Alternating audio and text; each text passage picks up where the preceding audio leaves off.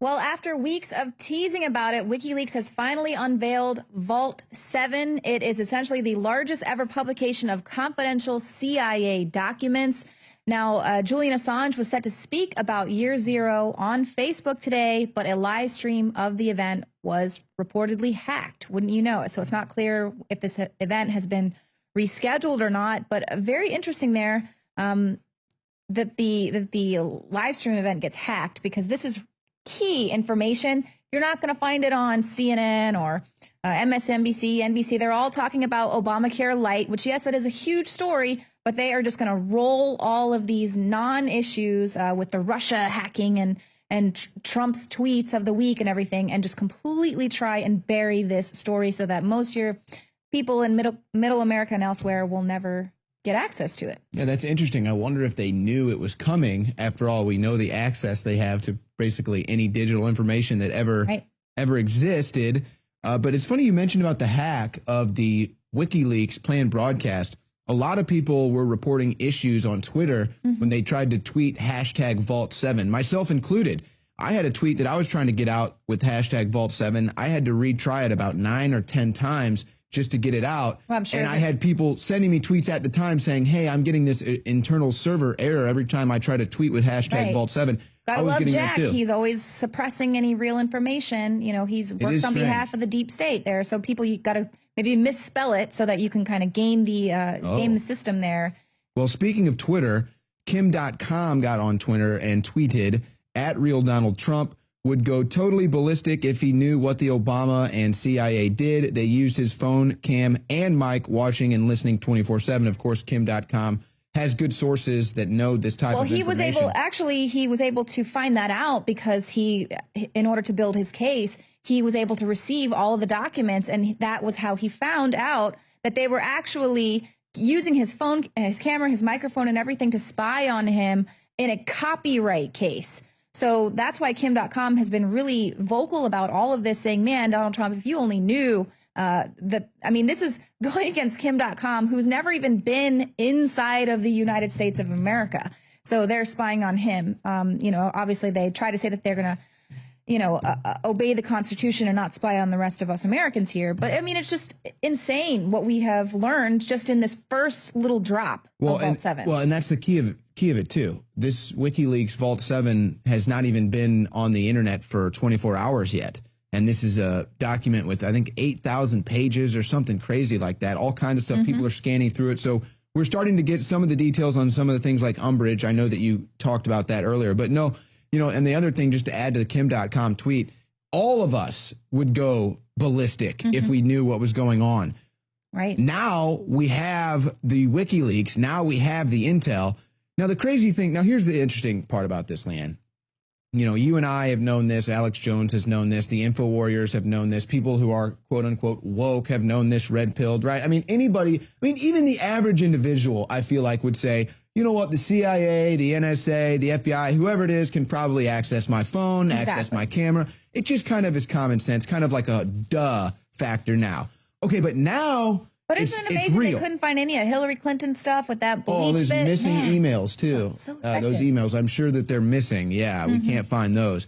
But so the Vault7 comes out, and it has to make you question things. Obviously, you brought this up earlier with the Michael Hastings death. Okay, so we have now the CIA programs where they look into hacking cars, getting access to cars. Of course, with the modern day smart car, that means you can steer it. That means you can shut it down. That means you can speed it up, slow it down, brake it, whatever you need to do. Probably change the radio station. Right. If you're listening to Alex Jones. We've seen your average hacker doing this already. So this is not some far off dystopian future. They're already showing you hackers. There's video of it out there on YouTube. This is already happening.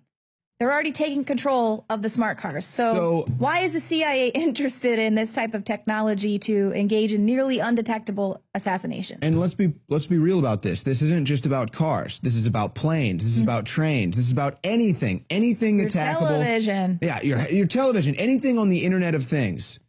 Yes, and your oven, your refrigerator. They said it right to you that they were going to use the Internet of Things to spy on you, that it will be used. So it's like they can even justify, well, we told you we were going to do. I don't know why you filled your home with all those smart appliances. So look at the details that we need to get to the bottom of here, and I don't know if we'll ever be able to. Let's get back to Hastings for a second. So Michael Hastings is worried about how he's being looked at by the FBI. He's in fear for his life because he's about to break this huge story. He's emailing family and friends saying, hey, I think I'm being watched. I need to get off the grid for a while. I'm getting out of town. All of a sudden, his car speeds and blows up, and now he's dead. Okay, so I guess you could say, well, we're just assuming that the FBI or the CIA or anybody has that ability to hack his car. But you know what? Do we have any evidence that can hold water, or is it really just kind of an intuition thing? Well, now we have the evidence that holds water. Are we going to get an investigation into this? Are we going to look into the CIA? How are we going to get any answers for Michael Hastings and his family? Now it goes one step further, Leanne. You just talked about the Russian stuff. Okay, so now via the Vault7 leaks, we find out that the CIA, of course, we already knew this. Again, this is another no-duh factor. We've been saying that, hey, if Russia is going to hack anyone, they're going to leave the fingerprints of the Chinese. They're going to leave the fingerprints of somebody else. So this is typical. And people pointed out that if it truly was Russian hackers, they're so smart that the CIA is stealing their information to build up their own cyber arsenal. So why would the Russians be that stupid to leave a fingerprint? They wouldn't unless the CIA wanted to make and it now look we as if know it was that obvious thought process when you're a sophisticated hacker comes to mind. So we know that the CIA already had these plans. They already had Umbridge ready to go. They already have these. It's basically a false flag, is you can go into a system, leave someone else's fingerprints. We've all seen it in the physical world in the movies, you know, Jason Bourne, whatever have you. Okay, so now we figure out, well, let's say that they decide they're going to announce that Trump or somebody was hacked by the Russians. They're already claiming Russian hacking everywhere. Oh, but are we going to know? How am I going to know it that it wasn't Umbridge, that it wasn't the CIA that left the Russian fingerprints? That's now exactly we know that they're talking about this. That's what Jerome Corsi says in his article, is that this is more so likely that the CIA actually created counter-espionage designed to implicate Trump, and they could just do that and then bring that to the Department of Justice and say, look, here's the evidence. We need a FISA. We need a green light. And you know what's amazing to me about this, Leanne? So this all breaks today, this morning at about 9 a.m. Central, I believe was the time it broke today. All of the media, I mean, you know that I'm pretty much just glued into the media 24/7. No one is talking about this. Right. The only place where you're going to find people talking about this right now, or at least today was on talk radio. You would not find this anywhere on the television news, folks. Trust me, I was watching. Nothing on Capitol Hill, nothing on CNN, nothing on Fox, nothing from Spicer's press conference today, nothing from anyone. And you would think that this would be the biggest story because guess what? As usual, on the Hill, in the Sean Spicer briefing, what are we talking about? Russia, Russia, Russia, Russia, Russia. I've got Democrats. We're trying to get people confirmed to their job so that they can start working. I've got Democrats that get up on the podium. We're at a confirmation hearing here, okay? And they're spouting off about Russia. Has nothing to do with the hearing. They're spouting off about Russia. Nothing about Vault7 and nothing about the fact that this could be a false flag to blame Russia. They just sit here and cry Russia all day. I'm just curious, are they going to even recognize the existence of this? I expect tonight on Fox News, Sean Hannity and Tucker Carlson will cover this. But that's it. I bet no one else does. Well, it's very interesting because Michael Hayden, who's out peddling his new book, this former CIA director, is actually talking about the amount of consistency, the amazing consistency between the information that's disseminated by Russian media outlets and conservative American sources like the Drudge Report, radio and TV host Sean Hannity, and Breitbart. So here we have Michael Hayden trying to implicate all of the pro-Trump media, us included, saying how we're all Russian agents. We're all putting out this Russian fake news.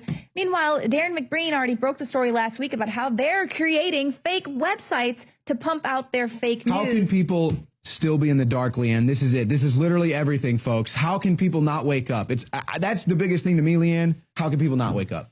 I just think, imagine how President Trump feels now that he has access to all of that classified information. Unbelievable. And this is just the beginning. Thank you guys so much for tuning into the show tonight. We'll see you here again tomorrow, 7 p.m. Central.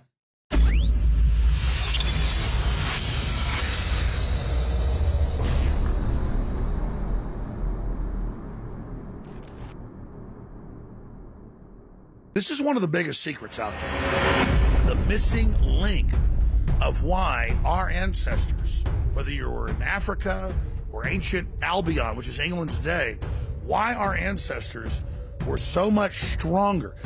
I mean, there are huge archaeological reports, all sorts of anthropology studies, you can look them up for yourself, that show that humans, just an average farmer of 10,000 years ago in England, was stronger than Olympic athletes today. In the final equation, everyone knows our modern society has lost its vitality.